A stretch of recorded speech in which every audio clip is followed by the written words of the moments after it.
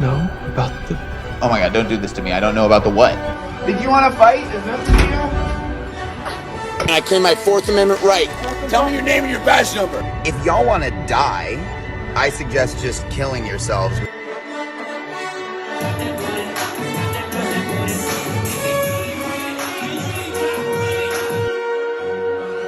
Alright, let's be real. I have little faith that this movie is going to work.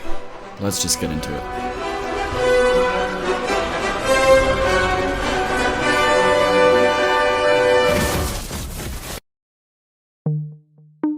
Look, this movie is so fucked. How are they going to promote this movie when its lead is off getting arrested? Honestly, this is like a journalist's wet dream. Could you imagine your job is to probe actors for information and tea, to get a reaction out of stars, and you're sitting across from this hot mess during the Flash press tour? Interviewers are going to have a field day with him.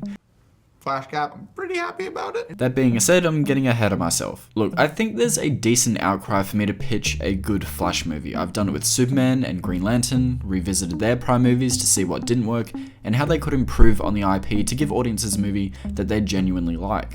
Something true to the spirit of the characters.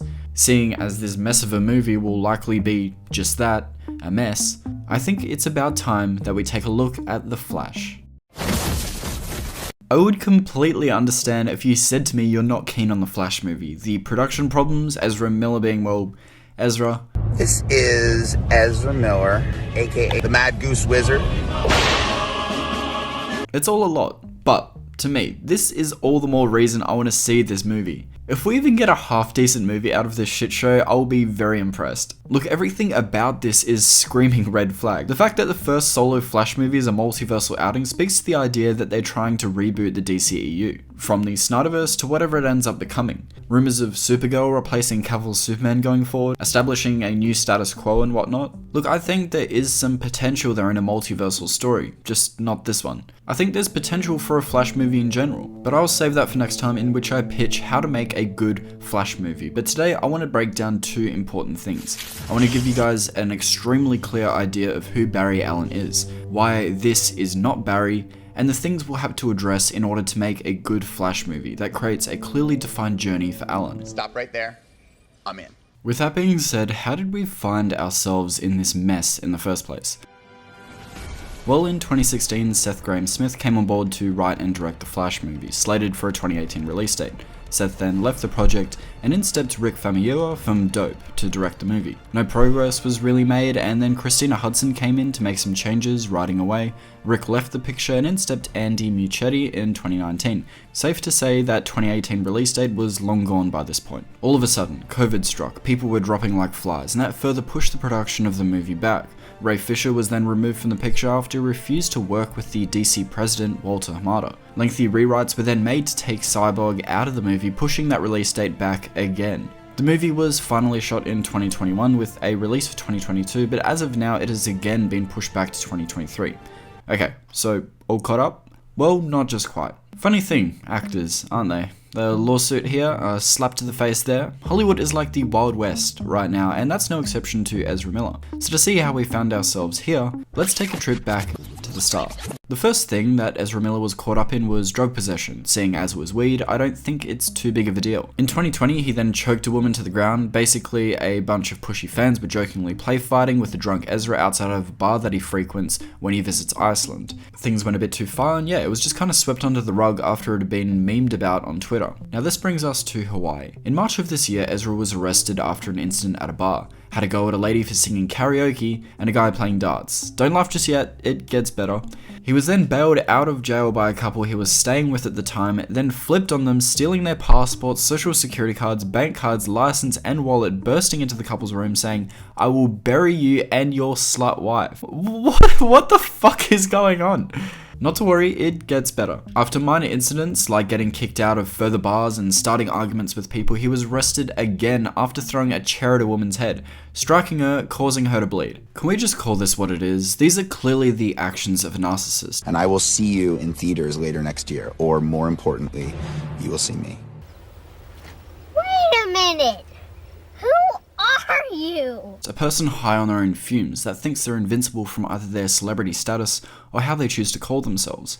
I'm not transgender, non-binary. I don't want to be searched by a man. They think their sexuality or identity absolves them of their actions. Just because you're a they-them, it doesn't absolve you from being a prick. You don't get to be a rude, violent asshole and then just account it to being a sassy they-them. Look, Ezra Miller needs to go. The studio can't use him going forward. Like I mentioned before, it'd be a PR nightmare using him in a press tour for The Flash. Of course they can roll out this movie, but after. He needs to be recast, or we need to follow the story of a Flash from another reality. Just anything that doesn't involve this asshole. His actions are more reverse Flash than Flash. Remember when you were making out with your first girlfriend, and you came right as she touched your leg? It was me, Barry. I jerked you off at super speed so it'd seem like you nutted at just a woman's touch! I'm on the opinion that Ezra was never even a good choice to play Barry Allen in the first place. Maybe Wally or Bart, but not Barry. Look, this is a bit of a Pandora's box, a touchy subject. Who's better, Barry or Wally? I'm not really here to discuss that. What I'm here to discuss is the fact that this character Ezra was playing was essentially Wally. His Barry was essentially Justice League Flash, who was Wally, mind you. And look, I don't blame Ezra for making his Barry essentially Wally. It's what the comics have been doing for ages. Ever since Barry's return in Rebirth, he's been written to essentially evoke Wally. Barry, before he offed himself in Crisis on Infinite Earths, was a pretty one-dimensional character, excluding the trial of Barry Allen. That's a really great Flash story. Wally, who took over the mantle, was the more interesting character. More human, funnier, and arguably more powerful. Almost everything cool Barry has done, Wally did first. Wally really was the more interesting character. He was a linchpin to a lot of different avenues in the DC Universe. There was a sense of community centered around Wally's character and his growth. Barry's return to comics was an editorial choice that brought Silver Age heroes like Hal Jordan and Barry Allen back to the forefront of comics, pushing what fans had grown accustomed to the background, being Kyle Rayner and Wally West. Regardless, this isn't an excuse. This is not Barry Allen, and it's kind of irritating seeing this character misrepresented in this way. One, because that's not Barry, and two, because when we eventually do get Wally West, there's going to be no distinctive traits left for him. He's going to look like a poor imitation of Barry. To stay on point though, this is not Barry Allen. Barry isn't awkward or fumbles over his words, and he doesn't crack jokes, at least not like that. Barry's humor is more dad humor, saying things like, back in a flash. He's kind of corny. I'll be back in a flash. Back in a flash. Wow. Does he say that often? Too often. Barry Allen is never on time. He doesn't drink coffee, he's honest, meticulous, and quite patient. He's the type of guy that looks at you in your eyes when he's talking to you. What's in the box? Dead, Grandma. What kind of sick... Relax. I got a little ahead of myself. You can hardly blame me trying to keep up with the likes of you. Modern day Barry Allen is a nice mix of the serious pre-crisis Barry that takes conflict with a serious sense of focus, balanced with the more jovial side that's been infused into his character, a dad joke sensibility. That sounds kinda... You two stay put. I'll be back in a flash. If you want a clear idea of how Barry should be represented, watch Justice League The New Frontier, Justice League Doom, or Young Justice, specifically Season 2, Episode 6, which gives you an amazing grasp of every Flash and their distinctive traits. You're safe now, ma'am. There's a shelter at Fox and Gardner well out of the danger zone. Walk, don't run, and you and your little one will be just fine. Barry Allen is my favorite superhero. Now, with everything I've just said, why is that? Why isn't it Wally? Well, Barry is an introvert. On top of that, he's humble, mature, intelligent, and optimistic. He represents a semblance of hope for Central City. He's meant to be one of the most easily approachable members of the Justice League, and someone that can easily be looked up to and inspired by. Ow! Mind your head. I can't believe you kept that thing. Because of the DCAU, an interpretation of Wally that I love, don't get me wrong, it seems that Flash has now the stigma of being the funny guy, with plenty of writers neglecting any sort of depth or nuance that the character may otherwise have. It also doesn't help that for a long time, Barry had a reputation of being a rather bland and cookie-cutter personality, so writers just try to make him more like Wally in an attempt to make him more likable. But to make a good Barry story, he doesn't need to impersonate Wally. Barry's story is one of moving forward. It's about development, always learning and growing, to not be afraid or stuck in a moment. It's essentially about overcoming trauma and fear. Instead of running away from your problems, you run towards them. Barry Allen's tale is one of courage, of a somewhat introverted crime scene analyst that has a fateful run-in with a lightning storm and a lady named Iris. Barry initially is full of self-doubt, and he's somewhat pessimistic due to the death of his mother, but through a trial by fire he becomes witty, confident, and forthcoming in what he wants. It's a story about a man developing a sense of agency and control over his life. In that way, the idea of control is central to a Flash story. When you have a character that can do anything, be anywhere, and have the powers to save anyone, can you? Would you? Or should you? The obvious answer is yes, of course, save as many people as you can. But what kind of weight does that put on a person? How fast must you live to keep up with your responsibility of being a hero? Where you going? Train station. For what? It's a robbery in progress, not a crime scene. Mirror Master's there. It'll be a crime scene soon enough. I guess the question then is how can you control your output? To find the time to slow down, to have a life, to not be in such a hurry that you actually get to enjoy the moments of your life. Barry? What? I'm pregnant. What?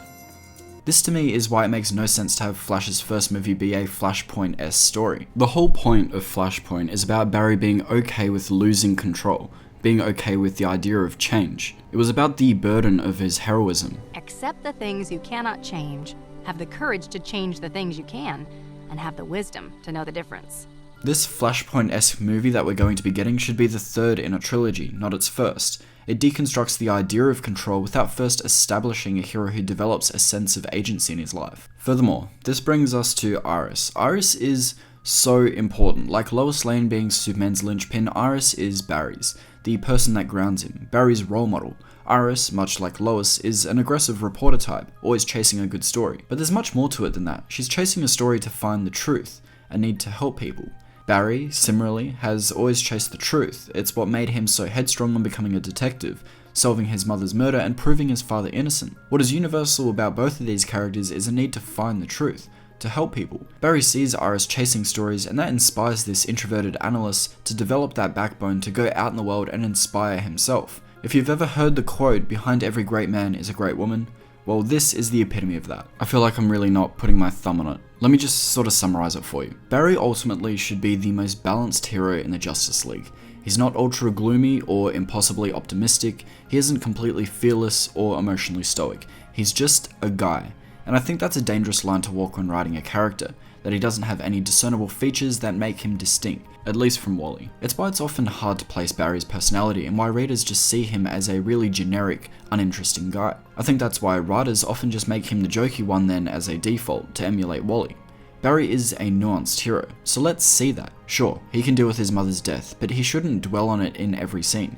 Barry should enjoy being a hero, should have fun with it, but he doesn't need to be goofy or intensely quirky or tripping over everywhere to convey that. The reason I think people prefer Wally over Barry is because Barry largely has got his shit in check. On paper, it looks like Wally is the more interesting character with more to unpack, more to grow. But Barry has a great story there of facing some demons and having his past come up to haunt him. But largely he's come to terms with his grievances, allowing him to move forward as a person. This is what allows him to quip and make dad jokes, to not brood like Batman 24/7. It allows him to have a life and friends and open up to people. The story of the Flash, when extrapolating his entire life, is one of metamorphosis, of dealing with trauma to become a better person, to heal, to run towards the problem instead of away from it. And if any Flash movie is going to be half decent, this is the central theme that needs to be established and addressed. Now, that's just Barry. I think another important aspect of making a good Flash movie is doing the work to create a hard magic system. Essentially, you establish the rules and limitations of the powers and you stick by that. This stops characters from doing a Deus Ex Machina to solve problems or invent powers on the fly. Not only does the Speed Force make the Flash more interesting by separating us from other quick heroes like Sonic and Quicksilver, but it also allows us to not fall into the trappings of what they did with the Flash in Justice League, using the Speed Force to reverse time without any explanation as to what is happening or our build up to the fact that he could do such a thing. This moment just comes out of nowhere and feels a little too aloof for me to attach onto. All I'm saying is I can't invest myself in the action if the Flash Deus Ex Machina is the final conflict. Now, I've managed to avoid talking about the CW show this entire video, a series I didn't really want to discuss. However, because this video is discussing how not to make a Flash movie, I guess taking a look at this show is necessary if we're going to analyze what could go wrong when adapting the Flash. Now, I'm not the first one to touch on this. Other YouTubers have made far more detailed videos than me on this show, but there are some things I think we should be careful of when adapting The Flash. And no, I'm not talking about the fact that the show looks like a porn parody. I'm sure a movie would have a decent CGI budget. Okay, so, Power Rangers. Sorry, Flash. The Flash's biggest issue is the CW itself. It's the show's worst enemy. The soap opera-like storytelling draws out conflicts that should have been dealt with in seconds. If the Flash just came in and dealt with the bad guys instead of talking to them, then the episodes would be over in a matter of minutes. The show just artificially manufactures problems we've seen Barry get out of in prior episodes. This internal inconsistency from episode to episode makes the show frustrating to watch at the very least, and removes all the weight and tension from the action. Why is Barry getting punched if we've seen him dodge bullets? Why does Barry stop to talk to every fucking villain? Who knows at this point? Look, in other Flash stories that just isn't the case. In Justice League Doom we get a masterclass in Flash storytelling, in how to do good Flash action. In Flash's encounter with Mirror Master, he quickly evades after the two meet, goes for a quick attack to stop the problem here and now, seeking to defeat his foe as quick as possible. Hologram.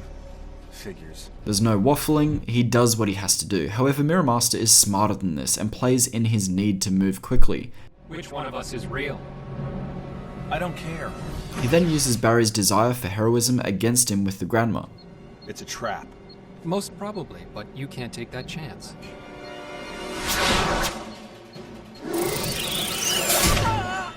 From here, Mirror Master explains the rules of the bomb, which targets Flash's strengths, his need to run.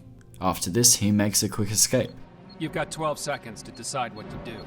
I don't much care which way you go, because I'm not really here. It's just so good. I love it. At the end of the movie, when all hell breaks loose, Barry baits Mirror Master into answering his question, using that speed first, talk second nature to good use. You never asked me how my wrist was healing. Fine. How's your health? Surprisingly fast. This is how you do a Flash action scene. The Flash shouldn't be defeated in many of the ways that we see in the show, and if we're going to do action in a Flash movie, it needs to be written way smarter than this. We need villains that play into Barry's psyche, that are either smarter or more personal. Looking forward, I want a Barry that is not trying to do a Wally impression. I don't want him to be played by a narcissist high on his own fumes. If the upcoming Flash movie is really going to dive into the multiverse, I think the finale of this movie should come with the Flash exiting into a new timeline, one more comics accurate, recasted, starting off fresh. Who would I cast as Barry Allen? Well, all that I'll discuss in my next video, in which I break down how to make a good Flash movie. With that being said, in the meantime, you guys can hit me up on Twitter at Mitch_Letcher, and I will see you guys in the next video. Ciao.